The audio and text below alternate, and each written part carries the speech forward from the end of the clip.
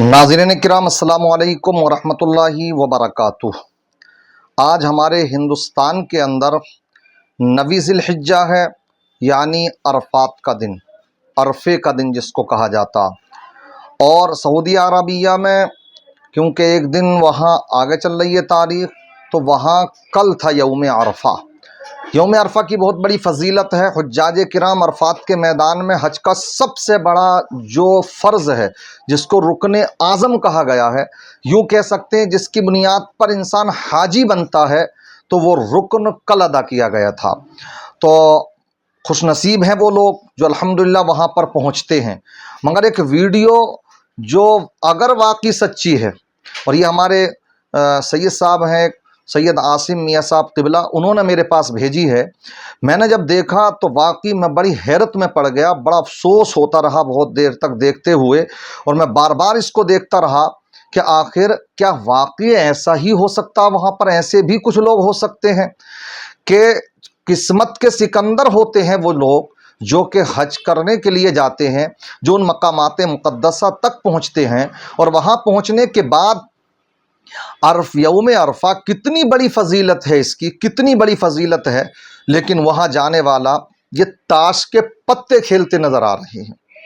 ये हुज्जाज किराम हैं, एहराम की हालत में बैठे हुए हैं, यानी इसका मतलब ये होगा कि वहाँ पर इनको जो पूरा दिन वक्त गुजारना था, तो शायद वो वक्त गुजर नहीं पा रहा होगा, तो टाइम पास किया जा रहा है। ये इसीलिए किया जाता ज़्यादातर। अब यहाँ पर ये तो नहीं कह सकते कि ये ताश के पत्ते जो खेले जा रहे हैं तो ये वहाँ पर कुछ पैसे लगा करके भी कर रहे होंगे ये काम, तो वो तो एक सट्टेबाजी हो जाएगी।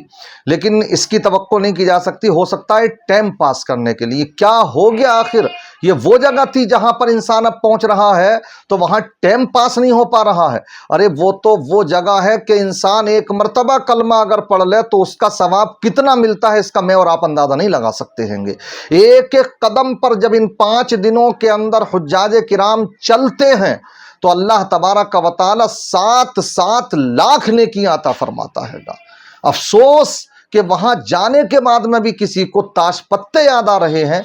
फिर कितनी प्री प्लानिंग किया गया होगा ये काम, कोई ऐसा तो नहीं हो सकता हैगा यहाँ से लेकर के गए होंगे जहाँ के भी ये रहने वाले होंगे कि हमें जाकर के वहाँ मिना में, मुज़दलिफ़ा में, अरफात में ये काम भी करना हैगा। ये वीडियो जो आई है तो इस पर जो लिखा हुआ वो यही लिखा हुआ है कि अरफात के मैदान में ताश के पत्ते खेलते हुए हुज्जाज किराम। ये आप अंदाज़ा लगाइए क्या हो गया आखिर। एक मरतबा एक यहूदी ने हज़रत उमर फारूक आज़म से कहा था कि तुम्हारे कुरान के अंदर एक ऐसी आयत करीमा है कि अगर वो हमें नसीब हो गई होती तो उस दिन को हम खुशी के तौर पर मनाते जिस दिन वो हमारी किताब में नाजिल होती। तो हज़रत उमर फारूक आज़म ने फरमाया कि हम भी अल्हम्दुलिल्लाह उस दिन को खुशी के साथ ही मनाते हैं।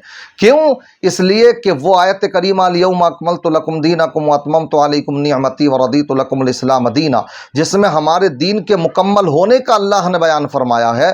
तो हज़रत उमर फारूक आज़म ने फरमाया था, मुझे याद है किस दिन वो आयत नाजिल हुई थी, वो जुमे का दिन था, और इत्तिफाक की बात जुमे के दिन यौम अरफा था। यौम अरफा यानी नवी ज़िल-हिज्जा। तो बयान फरमाते हैं तुम एक खुशी मनाते, हम तो कई कई खुशी मनाते हैं। हम हफ्ते की ईद की भी खुशी मनाते हैं, यौम अरफा की भी खुशी मनाते हैं, क्योंकि ये भी हमारे लिए ईद का दिन है। समझ रहे? तो हज़रत उमर फारूक आज़म यौम अरफा को खुशी का दिन कहें, अरफे का दिन कहें, किस बुनियाद पर? इसलिए कि उस दिन मोमिन को नेकियां कमाने का सबसे ज़्यादा मौका मिलता हैगा, इसलिए वो खुशी मनाएं कि अल्लाह ने ये दिन हमें अता फरमाया है, अरफे का दिन। मगर आज क्या हो गया? कितने लोग इस तमन्ना में दुनिया से चले गए कि वहाँ की ज़ियारतें उनको नसीब ना हो सकी। कितने बेचारे दुनिया भर में आज तड़पते हैं जिनके पास पैसे की किल्लत होती है, और जिनके पास ये सब सामान मुहैया है, और जो पहुँच गए वहाँ पर तो जाकर के ताश के पत्ते खेलें। उन्हें सोचना चाहिए कि जो वो कर रहे हैं, अल्लाह हिदायत अता फरमाए। और आप जानते हैं कि आज वहाँ पर 10वीं ज़िल-हिज्जा है, और 10वीं ज़िल-हिज्जा को हुज्जाज किराम के लिए जो हज के अरकान में से 3 अरकान अदा करना रहते हैं। एक बड़े शैतान को कंकरी मारना, اور اس کے بعد میں پھر قربانی کرنا، اور قربانی سے جب فارغ ہو جائیں تو اس کے بعد میں حلق یا تقصیر کرنا۔ الحمدللہ وہ حجاج کرام آج ان تمام واجبات کو ادا کر رہے ہیں۔ ان تینوں واجبات کو بھی ادا کریں، اور ساتھ ساتھ میں اس بات کا بھی خیال رکھیں ان تینوں واجبات کے اندر ترتیب بھی واجب ہے۔ جب تک یا تو قربانی خود کر لیں، بہت بہتر ہے، اپنے ہاتھ سے بھی کر سکتے ہیں، آپ احرام کی حالت میں کر سکتے ہیں۔ اس وقت میں جب آپ فارغ ہو چکے، اب سمجھ رہے ہیں بڑے شیطان کو کنکری مار چکی، اور اس کے بعد میں آپ کو قربانی کرنا تو کر سکتے ہیں۔ اس کے بعد بہتر ہے کہ اپنے ہاتھ سے کریں۔ جب قربانی ہونے کا یقین آپ کو ہو جائے، دوسرا بھی اگر کوئی کر رہا ہے تو اس کے بعد میں حلق یا تقصیر کرائے، اور اس کے بعد پھر آپ جو ہے احرام کی پابندیوں سے باہر آ جائیں گے۔ اس کے بعد پھر آپ کو 11 اور 12 تاریخ کو یہ تینوں شیطانوں کو کنکریاں مارنا ہے، اور ایک فرض رہ جاتا طواف زیارت، وہ آپ کو 12ویں تاریخ کے سورج غروب ہونے سے پہلے پہلے ادا کرنا ہے۔ دعا کریں اللہ تبارک و تعالی جتنے بھی دنیا بھر سے حجاج کرام حج کرنے کے لیے گئے ہیں، سب کی محنتوں کو قبول فرمائے، سب کے ارکان کی ادائیگی میں سہولتیں عطا فرمائے، سب کے حجوں کو قبول فرمائے، اور ہم سب کو بھی وہاں کی زیارت نصیب فرمائے۔ السلام علیکم ورحمۃ اللہ وبرکاتہ۔